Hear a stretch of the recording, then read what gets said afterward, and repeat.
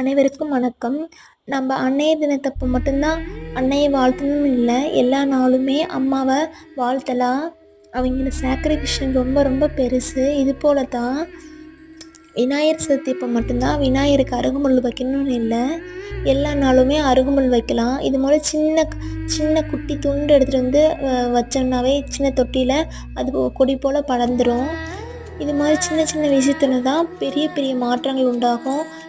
கவலைகளாக பறந்து போகும். அதுவும் பச்சை நம்ம வீட்டு தொட்டியில் இருக்கிற செடி நம்ம கையெல்லாம் ஊனி முளைச்சி பூ பூத்து காய் காய்ச்சினா ரொம்ப ரொம்ப பாசிட்டிவாக இருக்கும். கவலையெல்லாம் மறந்து போயிடும். இது வந்து ஆகாச கருடக்கிழங்கு கோவக்காய் செடி போலவே இருக்குது. அதுக்கப்புறம் குன்றின் மணி செடி இருக்குது. அதுக்கப்புறம் பிரண்டை இருக்குது. இது லில்லி செடி. இது மாதிரி சின்ன சின்ன விஷயத்துலேருந்து தான் மாற்றங்கள் ஏற்படும். Thank you so much.